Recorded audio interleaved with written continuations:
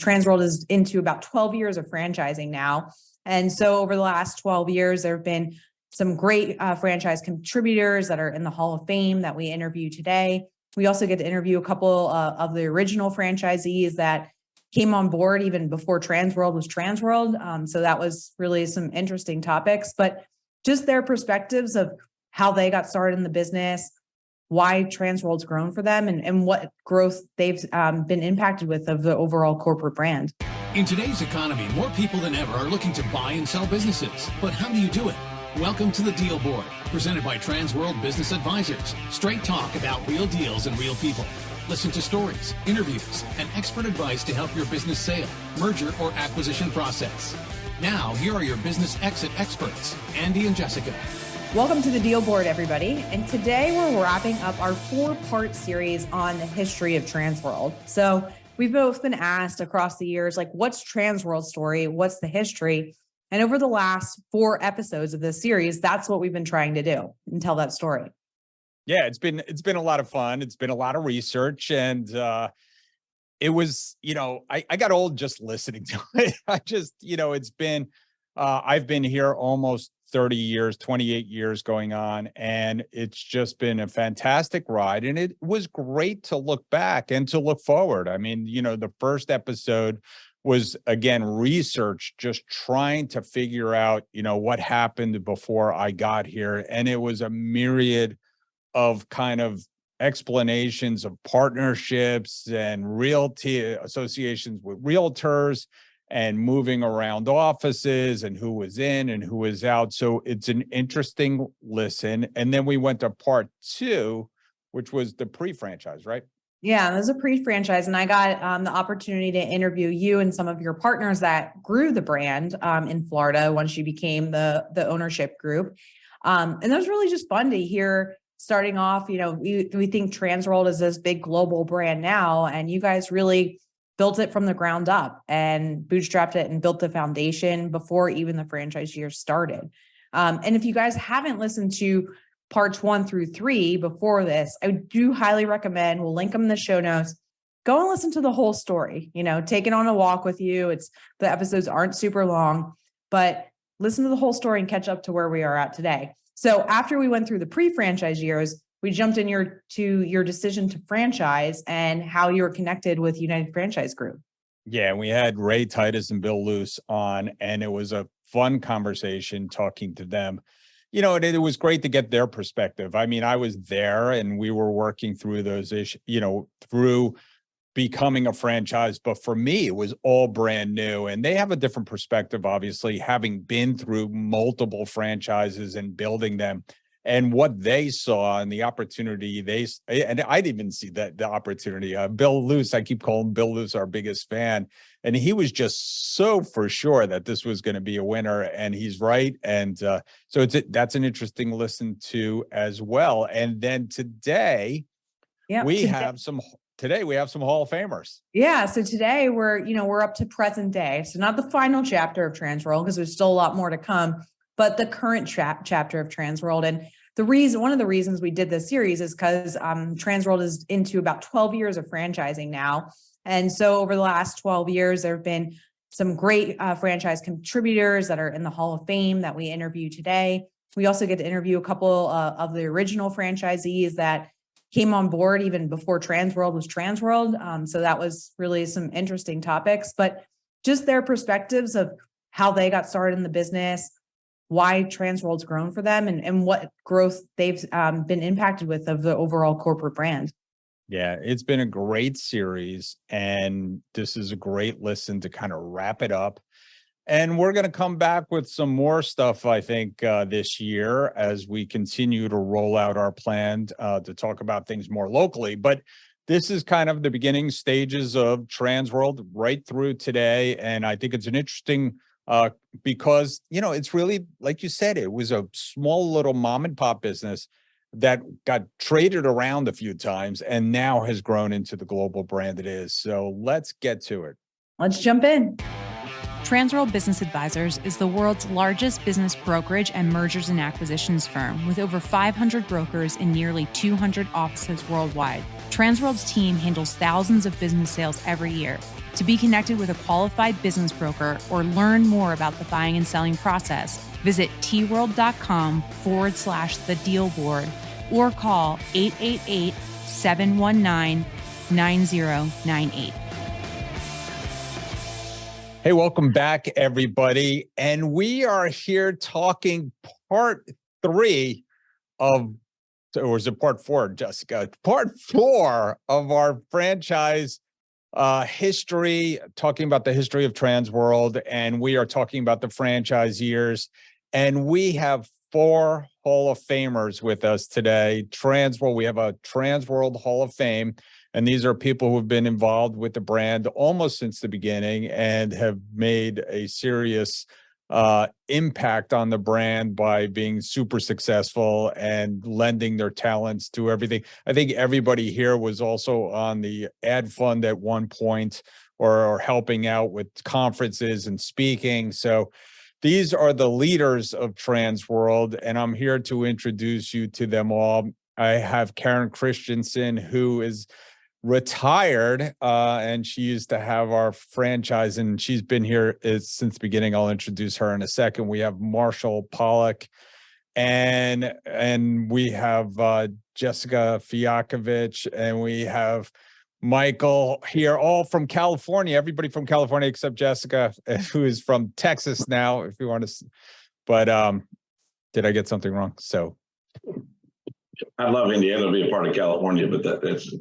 Oh, Michael Berry. I'm sorry. Right. I'm from Indiana. I'm from Indiana. So we have it's everybody again is from the Hall of Fame, and so I do want to introduce them and have them introduce themselves and talk a little bit about how they got involved in Transworld in their beginning.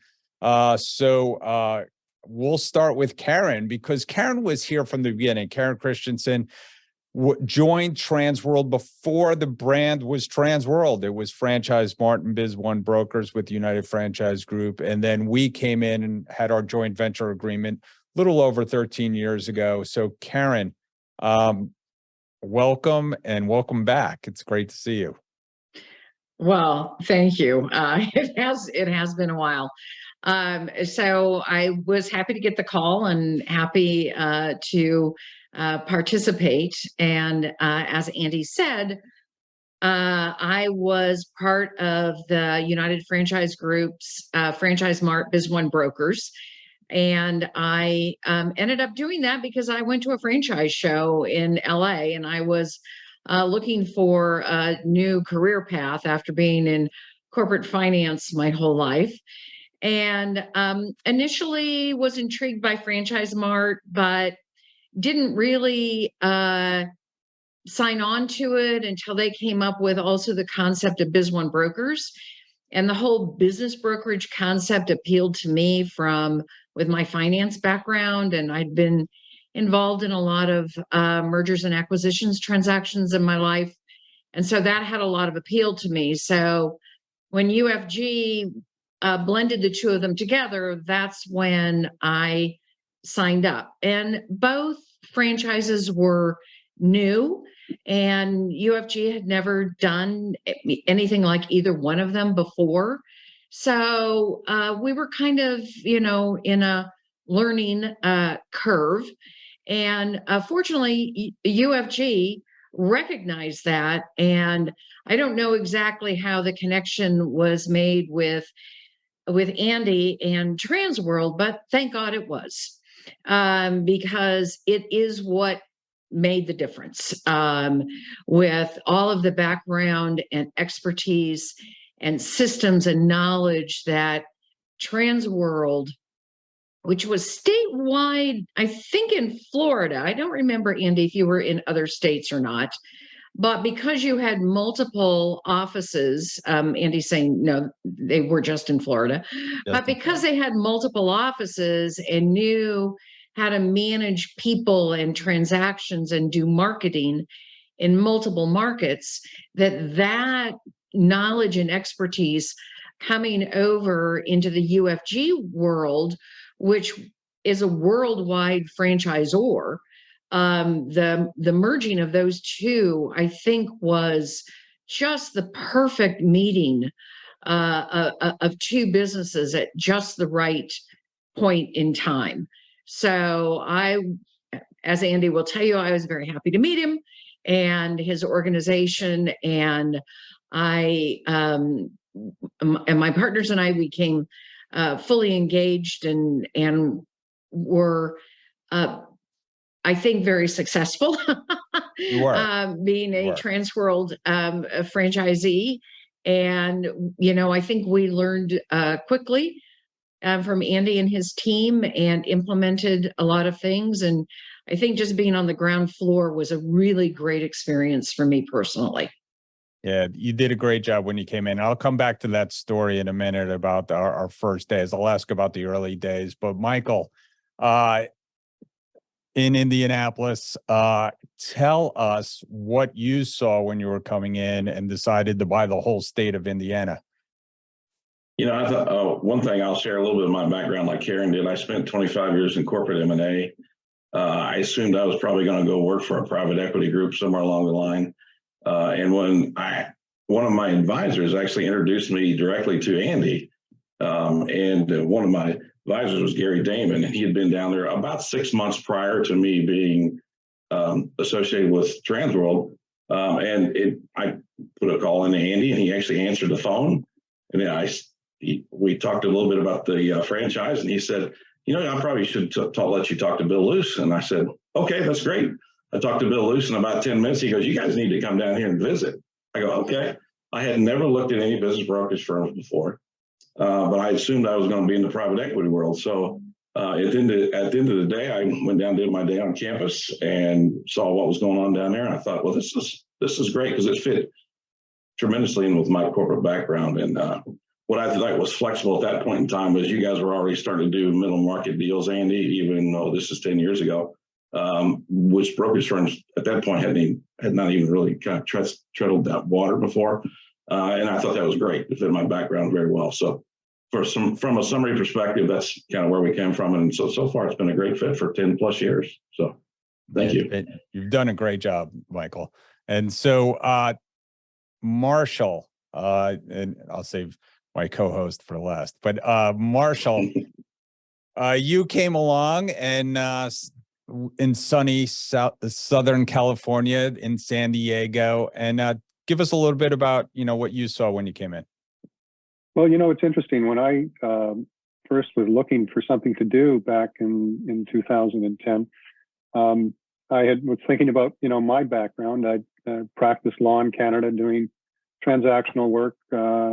I'd been involved in a number of different businesses, both from large and small, manufacturing, distribution, retail.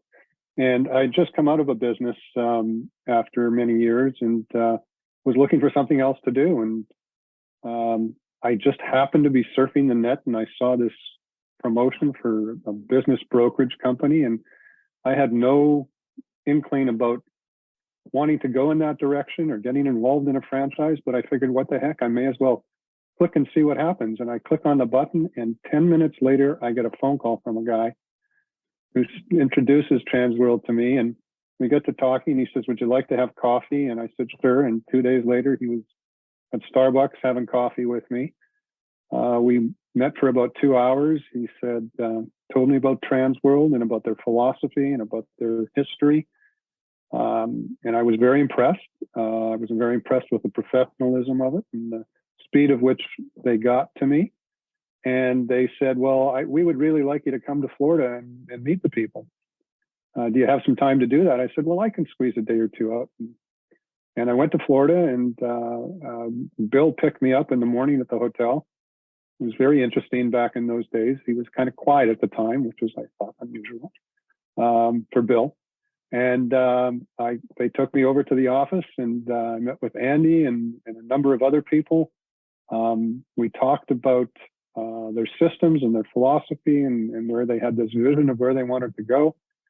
I was really impressed with the systems they had in place. I had the real estate license that I needed to be able to get involved in the business, and figured, why not? I came home. I was really excited, talked to my wife about it. And make a long story short, I was in business by May of 2011, and we started our conversation, I think it was January or February of that year. So really have enjoyed the ride, really love the people. It's a family, it's part of my family. And I've enjoyed the ride so far. I've enjoyed all the improvements and development that's gone on over the years. And boy, it really feels good to be able to sit across the table from somebody you're talking to and tell them that you're part of a company that's in, 16 countries now, Andy, I think. Yeah. 600-700 brokers. We're just the biggest in the world. And boy, it really goes a long way to solidifying our reputation and our ability to attract people to our industry and to things we do. Yeah, thank you, Marshall. Yes, and all of you have been such a major part of watching the journey, but probably no one better sitting next to me, listening to me chat with the podcast than my partner, Jessica, and her husband, Al, came to us. It's over 10 years now, right? It'll be 10 years in March. Yeah. Yeah. Yeah. So tell us how you got involved. Yeah, so mine's a little bit different. Didn't come from corporate. Alan, I owned a business in the wine industry. We're actually in Southwest Florida. We both came from small business backgrounds too. My husband's family was in the fish industry out of New Jersey, off actually the same coastal town as where Andy grew up. And my grandparents were in the pharmacy business, so they owned a chain of pharmacies. So we grew up around small business. We became small business owners at a young age of 24. And we decided to sell that business in 2012. We hired a different broker out of Florida, not Transworld. And the transaction didn't go, I would say, the way we wanted it to. So we were left with a little bit of, I'd say, a sour taste in our mouths. And one of my mentors in the wine industry had told me, if you ever find an industry where you can get involved in something and do it just 1% better than everybody else, you'll dominate the competition. So we took a 6-month road trip and we were just talking about all these different business ideas, and we kept coming back to business brokerage. And so we're like, well, why don't we just go into business brokerage and maybe we'll find our next business to buy. And Andy, you and I joke about that on the show a lot of brokers come into this business thinking they're going to buy another business. I think you did the same thing. So same thing in Marshall. I just did a quick Google search. Transworld was the first one that came up. Send an inquiry, get a call from Jason Anderson. He's like, hey, I'm just going to happen to be in your area tomorrow in Denver, Colorado. He was not going to be in my area the next day, but he's going to fly out and meet me. And, we had a quick meeting with Jason. I think we were down in Florida within a week or two. After that, Alan and I make very quick decisions. So after our meeting with Andy, we were like, we're sold, we're part of this. We think this is really the great next move for us. Tried to give Bill Luce a check at that meeting. He wouldn't take it. He's like, oh, wait, we still have to, think about you guys too. So that'll be 10 years in March, and started with one single office. And now, we own the whole state of Colorado, a large territory in Dallas, Fort Worth, and in Las Vegas. So that's great. I mean, obviously you've all been around for at least a decade or more. And certainly saw a major part of our first decade as a franchise. We're starting our 13th year now. And things have changed, wildly have changed since those days. As Karen said, we were all through Florida. We had about 10 offices in Florida at the time when we came, and we had a pretty good idea of what we wanted to do and how we did it in Florida, but just extending that across the nation, from Indiana, from Colorado, from California, to your, as you start up from scratch, we hadn't seen in, 30 something years at Transworld. But UFG was pretty good at that, trying to implement these systems. So I'll just, I'll go to Karen in a minute, because I have a good story about our first day together, Karen and I. But Marshall, I'll start with you. Is there something that stands out in your early career at Transworld that you kind of felt like, here we go, now we're turning the curve? We didn't have 700 people to start with, so it was a process. That's a great question, Andy. I just, from day one, I came back from training. I was so pumped up. I couldn't believe it. The adrenaline was moving, and I just didn't let go of that. And it took a while. It took me probably a year and a half till I really felt comfortable with the listings I had, with the people I'd met, with the systems, getting to know everybody. And it's just been a great ride. I mean, we've had some issues over the years with our CRM and things of that nature, but we've gotten through them. We're very much Transworld people. We just keep going and going. We've methodically brought on other people, other brokers into the office, and I'm very happy with where we're at. We haven't grown like Jessica and Al. I'm a little bit older than them, and I just don't have quite the energy that they do. But we're really happy with where we are. We love to get together with Transworld people, to get together at the conventions, to get together regionally. And it's just been great all along. I don't see any time where I sat back and said, well, did I make a mistake doing this? By no question. It was the best thing I've done in my career. Great. Mike, you've done some traveling with us. We've spent some time overseas together, even in Mexico and Jamaica and a couple other places when we're celebrating our $1 million circle and things like that. So what are some of the, memories that you have maybe in the early days of you starting up and getting into the middle market, doing some larger deals too? I think some of those things are a little different today than they were back then.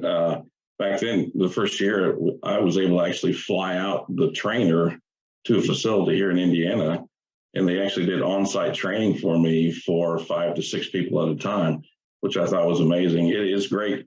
I think the common denominator, Andy, as we talk through this is, and everybody's kind of touched on it, is Transworld people. There have been great people for the last 10 years. And when you look at how consistent, I think the people have been, I think that's developed the platform. And I think that's a wonderful tribute to you guys and your team back there, because I think that's the common denominator that's made this very successful. But yeah, we've had some good times traveling around the international places, and it is a fun place to be, I think. I just have a question for Jessica, which is, Bill actually turned down money? Wait a minute, I know. There's a few things like franchise laws that come into play. Yeah, you can't just buy it the same day. Yeah, that's just unusual. I haven't heard that one before, but that's all right. I'll let Note to the FTC if you're listening. Yeah, right. Follow the rules. Especially Sorry, the California FTC who might be listening. And speaking of California, so my story with Karen, cute story is, when we decided to partner with Transworld, they had about a dozen franchisees at the time. And so we reached out to all the franchisees of Franchise Smart Biz One Brokers and flew them to Florida.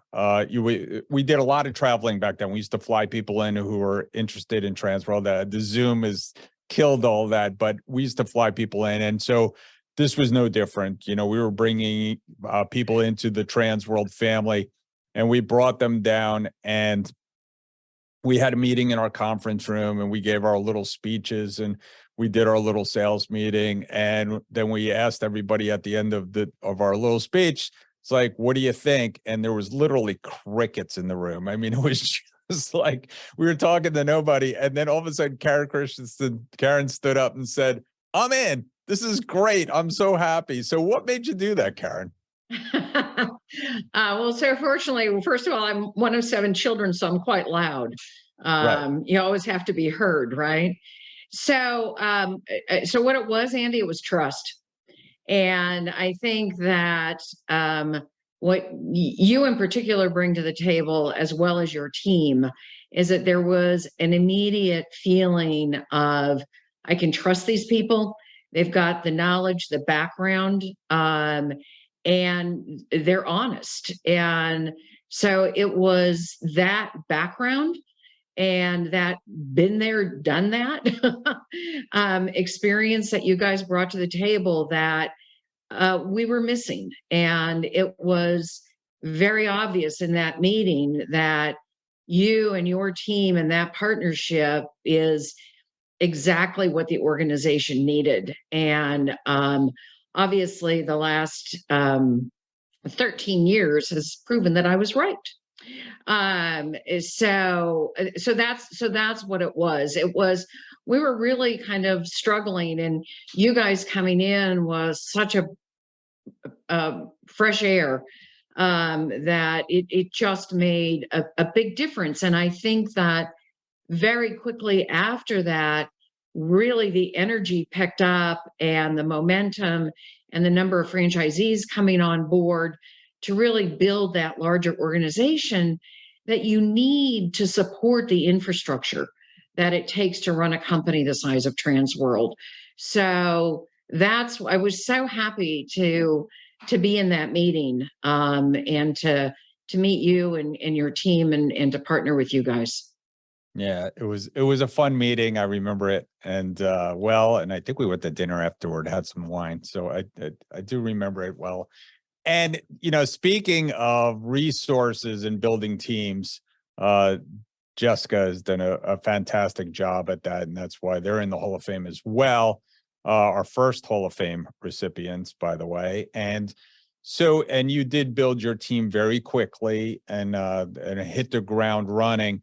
So, what was it? I mean, obviously, like Marshall said, you guys had the energy of young people and you were out to, do it. But there was something else that you saw that, kind of you were able to leverage and even take us all of us, I think, on the call could admit that Al and Jessica have brought things to the table that, we're all using today, including me in Florida, when I'm still running my Florida offices. So, Jess, Yeah, I mean, I think one, like I mentioned, we came into the business thinking like, hey, this will be a stepping stone until we find our next business to buy. And what ended up happening is we ended up falling in love with the industry. I mean, it's a great industry. It's a great business model, but more than anything else, we just love helping small business owners through their exit or acquisition process. We just love getting to know our clients, our entrepreneurs, figuring out, the million ways to make $1 million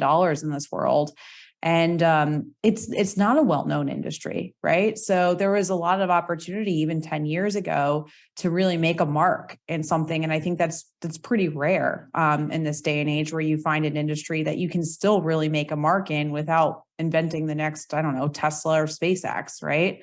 So, and we had that passion and connection, I think, through our family history that we felt like this was really a true calling or purpose. So I think it starts there. And that's why we had the energy and the passion around developing the resources. Look, we had so much support from the corporate office and learning from Andy and Karen and people along the way. And like I do when we talk to new franchisees, I think people forget like the first couple of years, we struggled a bit, right? So we tried reinventing the wheel a bit in 2013, 2014. And Karen, I don't know if you know this story, but I remember our turning point very specifically was in 2015, and we were at the awards. And those who know my husband know he has a bit of a competitive streak in him. And Karen was awarded as the MVP or the #1 franchisee for the year. And Al was like, never again. Like, I'm never losing again. And that was the turning point. We went back in 2015 and we started over. We got rid of a lot of our team. We re-engaged in training, and we decided we were just going to follow the process as Transworld taught us, as Andy built. And we were going to just do that for 2 years. We were not going to mess with anything. We weren't going to question anything. And we're just going to follow the system for 2 years. And then we would tweak it after that. And that's what we did. And that's where I think really what made the difference for us. So it is going well. And I appreciate all those stories. So I will, wrap this up going around the room one more time. And I'll start with you, Michael. What do you see into the future for Transworld? What are you hoping that you continue your journey? I'll ask Karen a little different question at the end, but Michael, what are you looking forward to?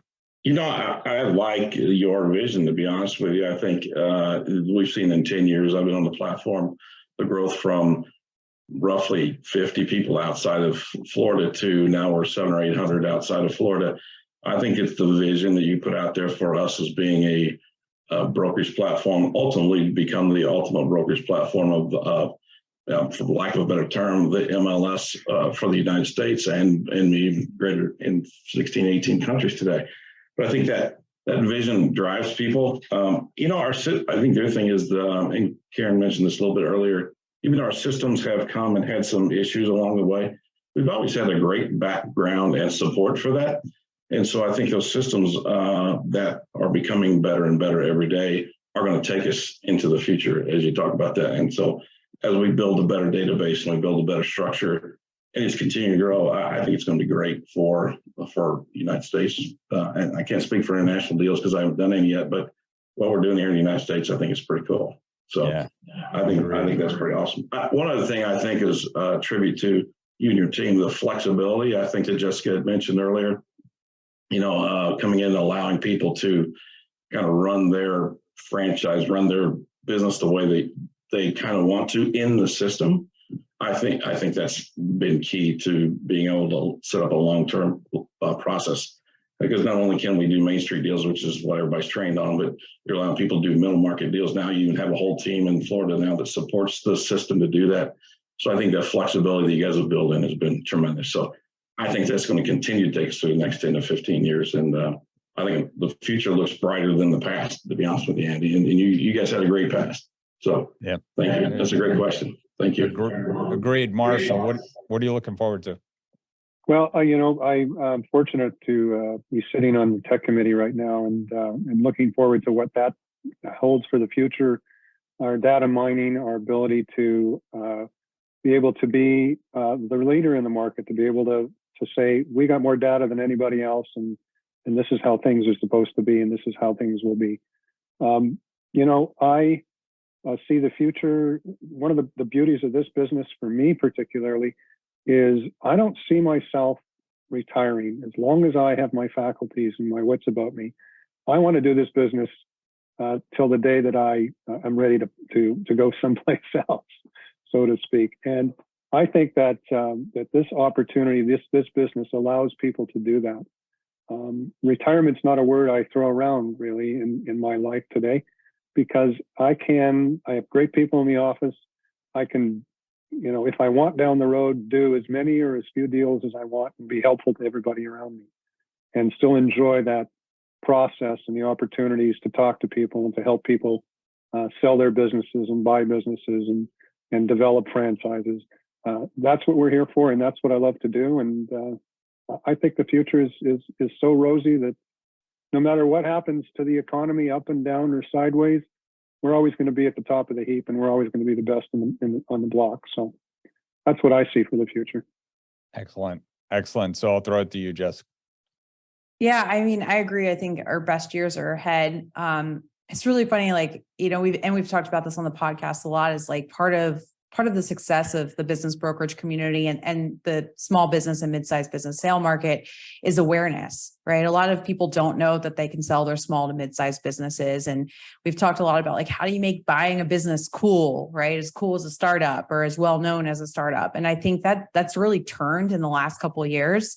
And I think Transworld and what we've done as an organization has a really big part to play in that. And so I think we've turned a corner in this business brokerage community, and this small business sales market, mid-sized sales market for owners is just about to really blow up and open up. And I credit the work that Transworld, every agent, every broker, every corporate staff member has done for that and for the future that's really going to benefit all entrepreneurs.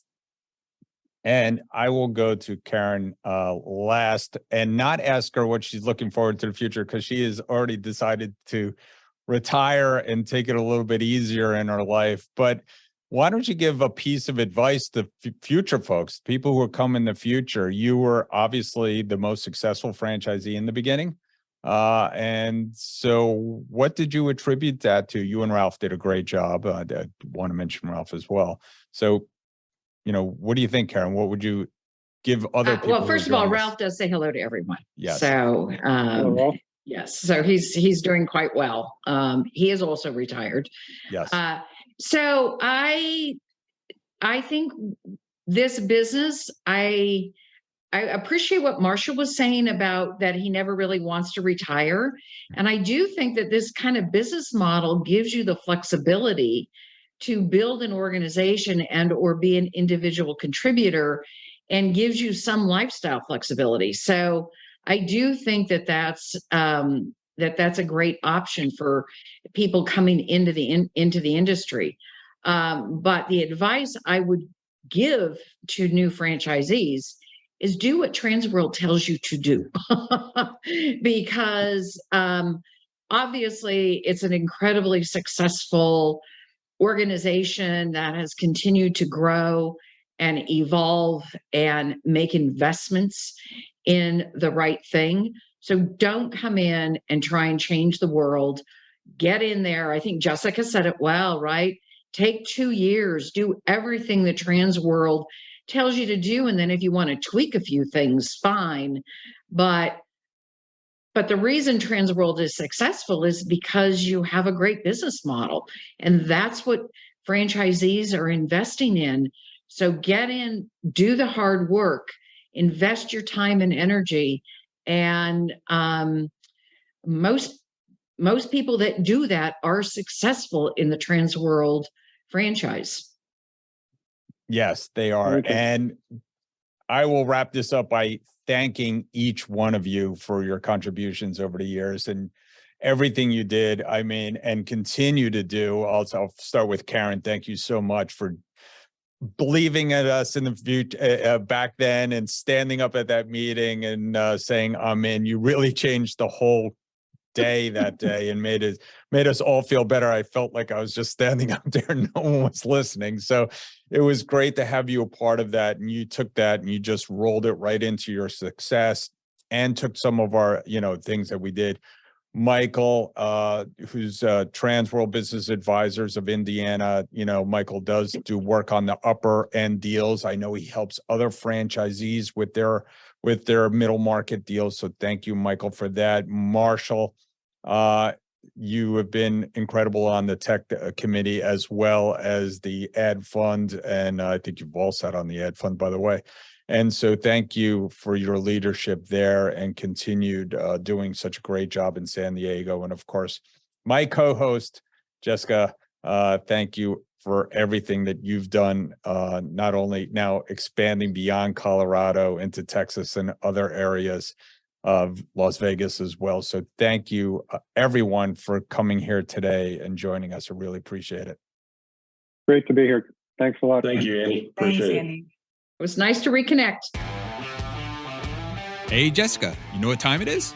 Money time? Almost. It's time for listing of the week. We're back, and we happen to be outside in beautiful Bend, Oregon, and I am with Johnathan Choe from Transworld Business Advisors of Central Oregon, and we have another great listing for you. Johnathan, what do you have? Yeah, so it's a building materials business in the Willamette Valley. They've been in business for over 10 years. They own their own real estate. They do about $12.5 million in revenue, and that revenue line has gone up consistently and will go up this year. They are doing about $1.6 million in seller discretionary earnings, and it's a business with about $600,000 in equipment and about 2.7 in inventory. The listing price is $4.5 million, and it is a steal. The reason why the owner wants to sell now is he's tired and he wants to pass on the business and retire in peace. So great opportunity for somebody who wants to add on or just have a great standalone business to operate. And now that sounds like an amazing deal. And that's what we always hear from buyers.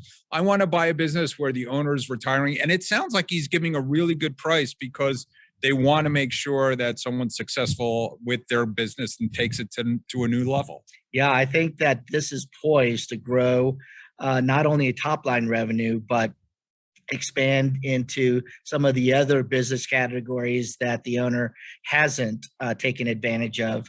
But yeah, there's a lot of meat on this bone. Excellent. And Johnathan, what's the best way to get in touch with you if somebody wants to learn more? Sure. Email me at jchoe@tworld.com, or you could call me at area code 541-920-9026.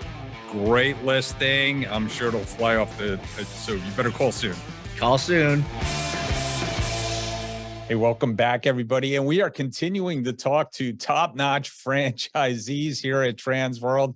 We got a great crew on this portion of the call and of the podcast. We have Jon Roman from Atlanta doing a great job down there. We have Aaron Fox from Massachusetts up there with Jennifer. And we have spoken to Jessica Fialkovich, but we have Al, the man, the myth, the legend here with us today. So I'm going to just jump right into the interviewing and start with Jon. Jon, talk to us about how you got involved with Transworld.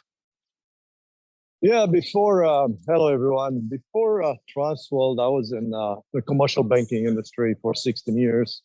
I was on and off with the Georgia Association of Business Brokers. I knew kind of what they do and what they stand for. I dealt with a couple of them and didn't like the way they provided their services to their customers, and always kind of, fooled around with the idea of why not becoming a business broker. But then I had a very strong career in the banking. It's hard to leave a $250,000, $300,000 income for something that you're just getting started, right? But I did my due diligence. Obviously, being in banking, the first thing you do is due diligence and then analysis, right?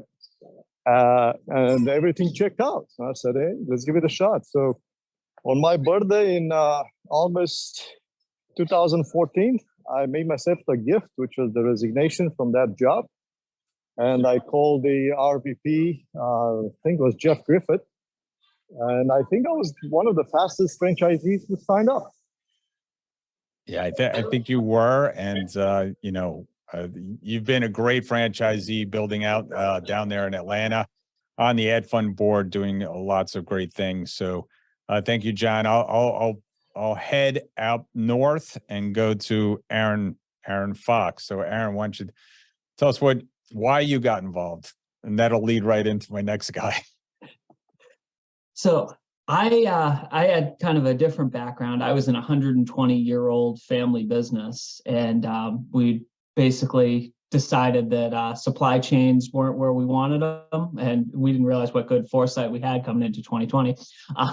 And we basically sold off. But what you quickly find out is when you've kind of worked for yourself or worked for family members, that you can be more vocal and transparent than most corporate organizations. You find out you're really bad as an employee. And I got a call from a really good friend of mine from college who just said, he goes, Aaron, you would love this. He goes, I don't care what you're doing right now. Stop right now. He goes, just open an office in Boston. He goes, I don't even care. Just stop and just go do it. He's like, you're going to love it. And, he was right. You just hit the ground running and you're like, this is the best job in the world. That's awesome. Who was that person? So that was this Al Fialkovich guy out in Denver. That was pretty funny. Yes. So Al, you dragged Aaron in, and so talk about how you got involved. Yeah, I do it 10 out of 12 times, 12 out of 10 times it would be. Moving forward, it was awesome. But I grew up.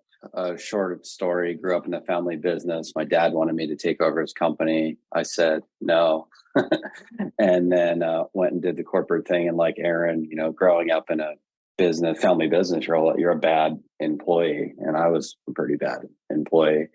So Jessica and I quit our last corporate jobs, I think at 25, started our first business, and which was in the wine and spirits business, sold that within 30 months using a business broker.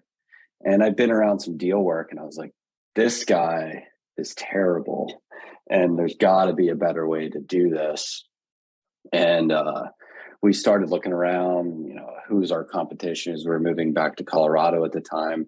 And there's a lot of like small shops were like, hey, what about a franchise? And we inquired on, I don't know, the 3 or 4 franchises and never heard back from any of them besides one, which was the Transworld folks, Jason Anderson. We heard back from him in about 5 minutes, I think. And once we hit the submit button and he says, hey, I'm going to be in your area. I'm like, holy crap, you're going to be in Denver, which is a sales tactic I know now, which works very well. And Bill Luce and him were in the area. And then, I don't know, we were in Florida meeting Andy in his conference room, I don't know, a couple of weeks later. And I knew that the deal was done then. I said, we're gonna do this. And I think I told you I was going to be your number one franchisee in that meeting. And yeah, it was awesome. So the rest kind of history. And that was 2013. Yeah, it's been about 10 years, and I don't want to date this podcast because hopefully people will be listening to it for a long time about the history. And I think what's interesting about all three of you is it sounds like 3 of us were really bad employees, and John, you were the only good employee out there, being in banking for a long time. But you all have something that's similar that, you all jumped in and you weren't necessarily a brand name. The Transworld was not a brand name in your area, and really there was nobody else in your area, and you just kind of came in and grew it literally from the system to what you are today, and all 3 of you are leaders. So we'll go back to Al real quick because I think he's the longest tenure, and then I'll go to John next. But Al, what was that like? What you've done a lot of things that focused on certain things, but you kind of came out running and gunning pretty fast. And talk about that. Yeah, well, we only had a finite pile of money at the time, so we wanted to, I guess, what's the word? We wanted to be awesome at this, and we knew we could do a really good job, and we just really worked our ground game and our street game, got to know everyone, told everyone what we were doing. And it just worked really. No one was servicing the economy well in Colorado at the time. So we just hit it hard and started doing some deals. And then it became such a snowball. You do one deal leads to another, and do a good job for people. And it just really, really fed on itself. And we got some people, more good brokers. And it just, I think we just hit it really, really hard, and we're out networking every night, and it was just all the conferences and just lots of coffee. Lots of coffee, very good coffee. You're a good coffee. Yes. And so speaking of getting off to a quick start, I think John, you did a great job in your first years, and you were even probably questioning yourself. And I think at one point you got the most improved franchisee award, whether that was your second year or your third year. I forget what it was, but what took you over the hump? What took you to being the top broker you are in Atlanta? That was actually the second year, because it was a huge surprise coming from Bill. I was truly surprised because I went in for 1 reward and I left with 3 rewards. Obviously, it's always a good time. What is it? I mean, I've always been a driven person. I got into this with really no liquidity. I had no money, right? So I had to provide. Obviously, I was a breadwinner for the family, and I had to get things jumping very, very fast. And it worked in my favor, after being on the streets for 14, 16 hours a day, pretty much every day for the first 6 months. And I got it off and running. And you said that we were first in our market. Atlanta was a little bit different. I don't know if you remember, but there were 3 offices here that unfortunately didn't create a good reputation. So when I signed up, I was really number 4. But within 3 months, everybody else left, and I was the only one standing. So that's kind of how I got started. But that being a driven individual and knowing exactly the plan, the training was great. Obviously, Glenn gave me a good motivation there and how to do things right. Yeah, you did a great job. And yes, you did probably walk away with at least 3 awards that day. So thank It you. was a great evening. It was a great evening. And yeah, just for everybody's reference, John unfortunately is trying to catch a plane and he is upside down right now in Atlanta airport, which is not unusual this time of year. We are here in the winter. We're making these videos. So and tapes. And speaking of winter, we'll head up north to Boston. And Aaron, you were in a family business. You and your wife decided to do this, and you have a couple of young kids, and you're running around. And talk to me about your path to getting where you are today. It's been it was a fun path. I mean, with us, when we started up here, we were I mean, the closest Transworld office to us was 6 hours away, so there wasn't really any brand recognition. I mean, I think I spent the first. Honestly, in our market, I think I spent the first 2 years at most listing appointments explaining what a business broker was and why they actually needed one. People didn't know what it was. And then they were like, a trans what? What's a trans world? And it was always great when we had, we get a lot of snowbirds up here. So it was fantastic when they'd gone down to Florida and they had the brand recognition. But we were, that was the challenge. And then, 2 young kids at home. Still young kids at home. They're looking at us and they're like, all right, go get it done because, those daycare bills are coming whether you sell a business or not. So it was a fun thing. It was just lots of coffee, get out there and meet new people. And what we quickly found out was the biggest advantage we had was we were doing this full time.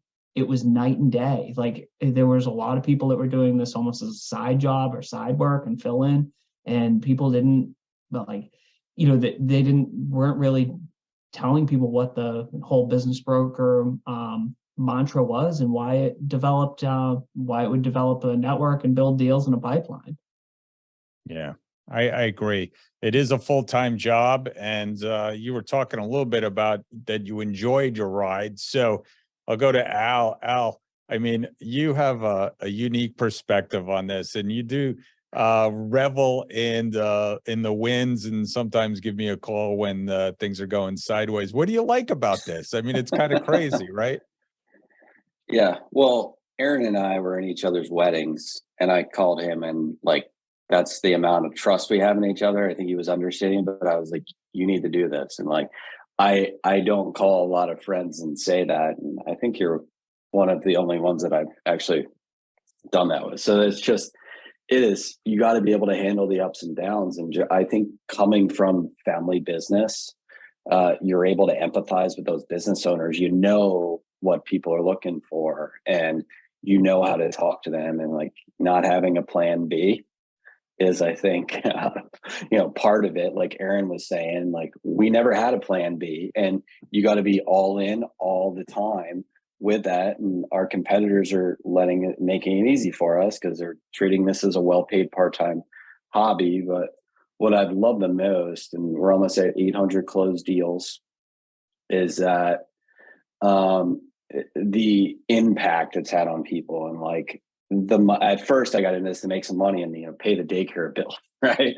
And that's been a byproduct of it, because it's been really fun, and the fulfillment that we've gotten from it, from helping people, changing their lives, whatever they're doing. It's some people are walking away being millionaires, some people are just getting off a big lease burden, whatever it is, we're solving their problem and taking that investment banking level expertise and then applying it to the lower middle market at Main Street. And that's what I think we've done a good job about. And then also seeing the team, a lot of people on my team have become millionaires from doing this, but working their ass off, not having a plan B, and just going for it every single day and playing full out is really what it is. And that's been fun. And Aaron's, we had a fun time earlier this year. Those guys have done that, and so has John. John has done that as well, and obviously you have, sir.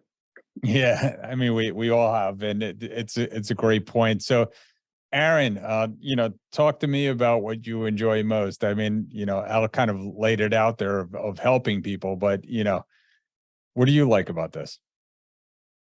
So, kind of staying close to my roots, like old habits always die hard, right? I've been doing a lot with family businesses and multi-generation family businesses, and you're getting in there. And honestly, I think Al and I should do a completely separate spot on how to tell your dad you're selling his business because you want nothing to do with it. But you start meeting with these people and they're like, they've inherited a business. It's gone through 3 generations. You're giving them a path out that they're still seeing the business continue, the legacy continue, and they're getting this liquidity event that they never even anticipated. But at the same point in time, exactly, to Al's point, you're bringing in, basically bringing in their C-suite to make these companies saleable, because and it's just so exciting when you're looking at it and you see something like a company that's been around for over 100 years. There's really no exit strategy. There's nothing in it. And you're telling them, all right, here's how we're going to do this. We're going slow to market with you. We're going to take the next 6 months. We're going to get this in position. And seeing the look on their face when you're at the closing table, or you're even before that, when you're sitting down and you're like, hey, we're negotiating 10 offers. You tell me which one you want. Right. I mean, it's great. I mean, obviously applying the system, and, John, being the ex-banker, this does come down to money sometimes, but, what do you enjoy about this? I mean, I know you were involved even before in deals, but what do you enjoy? Well, my role, it's a little bit different, and I always planned to be that way, and finally worked back in 2019 where I stopped doing deals directly and had my agent involved with every deal. So I was kind of a lead generator, rainmaker, so to speak. But also what I enjoy is put the deals together, because each one of these agents are calling me if they run into any type of obstacles. And it's like a puzzle game. You just have to put the pieces together to make sure the thing will work. Sometimes it blows up in your face and you just have to wash it and moving on to the next deal. Like Aaron said, sometimes we do have 10 deals, 10 offers on the table. We have to pick the best one and make sure that the one we pick is the right one. Sometimes it's not, and we have to go to option 2, option 3, and all that. But yeah, what I enjoy the most is really helping my team to grow. And like Al said, most of the time, some of these people are millionaires. Mine almost got to that level. They're not there yet, but they have that as goals. And that we'll celebrate that together. Whenever they're going to break a mill, that will be a huge celebration in the Atlanta office. Yeah, things have been getting bigger and bigger all the time. And, Aaron, I know that we keep building this thing. What are you looking forward to? You're a young guy. I mean, everybody on this call is kind of young in business brokerage terms. So you guys are super young. So what are you looking forward to? It's honestly, it's just fun watching it change, because we're seeing more great businesses come to market that are exciting to work with, more great owners that are looking at it saying, all right, I want to retire. And it's really fun seeing the next generation come in that doesn't want to work in a corporate office or spend that time or, servitude in a cubicle. And they just want to jump right in and, take that entrepreneurial splash. And it's really, I think the thing I'm probably looking forward to the most is selling businesses that I've sold before to that next generation. And just working with them and saying, oh, hey, here's was your financials back in like 2012 when we put this package together. Now let's look at it again in, 2025, and then hopefully looking at it again in 2035. Like I think that's going to be a really fun story to have. Yeah. John, what are you looking forward to in the future? Well, a lot of success for sure. I got to catch up. Al has always been the Al and Jessica have always been the lookout team. So I'm trying to catch up to them. With that said, if I'm getting to that level, my team will be millionaires like his team, and everybody will be happy. But obviously, the more money, the merrier, right? Larger deals, and honestly, more money. Yeah, I mean, we keep maturing in a moving up market. And so you started mentioning that before, Al, and all the systems we're building out, all the marketing that we're doing nationwide, all the things that all three of you have done to make Transworld a household name. And you have all done that, and Hall of Fame careers on a couple of you. And so what's what's next? I mean, what do you see, Al? I know you've already jumped from Colorado and you're into Texas and a couple other places. What's next? What are you looking for? Next? I think a couple of things as I'm thinking here. So I think we need to make it easier for clients to do business with us, both buyers and sellers. And that comes from a variety of things that we're working on through the technology front, or just having lots of really smart people like everyone on this Zoom, and just bringing different ideas and really leveraging that technology. I joke about Rosie the robot from the Jetsons, but it's a real thing. We need Rosie the robot and their friend to come along, and then just make it. Aaron had said it earlier. What's a business broker? And just people need to know, because we've taken a lot of market share, but we've made market share. So if Transworld needs to be the Kleenex of business brokers, and people think, I'm going to sell my business, they need to think about Transworld, not anyone else or their realtor or whatever people do now. So just like that'll be the go-to, and that's what we're all, I think, getting toward, and just the Kleenex, because Kleenex is the name of the company, not it's a tissue, man. It is just like Xerox, just like a couple other things where they definitely wanted, where you become ubiquitous with buying and selling businesses, the marketplace. And that's where we're going. And I just want to thank the three of you and everybody else that has appeared on this episode. It's been great.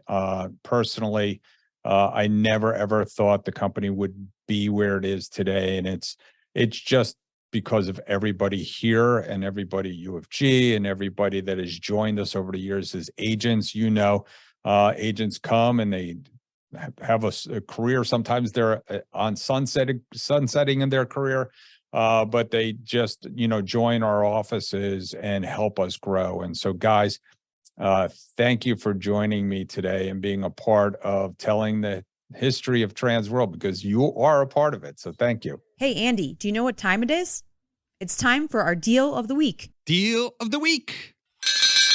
Sold. Hey, welcome back, everybody. It is Deal of the Week, selling businesses, and we are with the man, Chris Redmond, Chip, from Transworld Business Advisors of Central Florida. And Chip, this was a nice one, nice little deal, right? Yeah, we had an Asian restaurant right near our theme parks, right near Universal. Right. They were doing hibachi, teppanyaki. Basically, a buyer kind of wanted to come in, take the concept over and kind of spin it a little bit, do a little bit more sushi. So they bought the concept out, bought the lease out, and they're going to take over in a couple months after they do some renovations. They paid $190,000 for it, and we closed it in 2 months. Right. And it was a business that was making money too, right? It was making great money. Yeah. So, and now at $190,000, I don't think you could even build something out these days for $190. No, they had over $200,000 in build out, plus existing business, plus employees. It was fantastic. They're just going to do a little renovating again, kind of switch it over a little bit more for like a sushi station, and off and running. All right. Well, that's another good deal for good people. Chip, what's the best way to get in touch with you if somebody wants to do more deals? Email, phone calls. Email is chrisredmond@tworld.com. Cell is 321-299-6867. Excellent. Good deal. Thanks, Andy. Appreciate it. Hey, Jessica, you know what time it is? Money time? Almost. It's time for listing of the week. Hey, welcome back, everybody. And it is listing of the week. And we have Pam Vincent here from Transworld of DFW or North Texas. And DFW North Texas. Hi, everybody. Hey, Pam. So tell us about your deal. Well, I'd like to advocate for Sochi. We've invested in that we're in our second year, I guess, when it came out. And I have a listing that came from a high school associate. He was a year behind me, not a follower, but his brother is. So that's how he found out I'm a business broker. And they bought a very interesting location south of Dallas 15 years ago, but it's in a historical building. It was originated in the early 1900s. It's been converted over time. It's currently a live music venue, cafe, and bar. It's got real estate of 2.4, 2.5 million, and the business itself about $800,000. Nice. Sounds like a nice deal. Is it a SBA qualified? It will be, yes, of course. I haven't done that pre-qualification. It's a pretty new listing. But what's exciting about it is the area is just exploding, just like all of North Texas. But north of Dallas has gotten so expensive. People are now going south of Dallas because they can get a little bit more for their money, and they're closer downtown to work. So it's a real neighborhood spot. It's got people who've been there, been patrons for a long time, and they have some pretty big names there if you like country music. There you go. Love country music. So, Pam, what's the best way to get in touch with you if somebody wants to learn more? At pvincent@tworld.com. Excellent. Thanks for coming in today. Absolutely. Thanks, Andy. Thanks for tuning into the show today. If you like the podcast, share it with your friends on social media. And don't forget to subscribe and leave us a review on your favorite podcasting app. If you have questions, would like to appear, or have suggestions for topics for the show, get in contact with us through our website, thedealboardpodcast.com.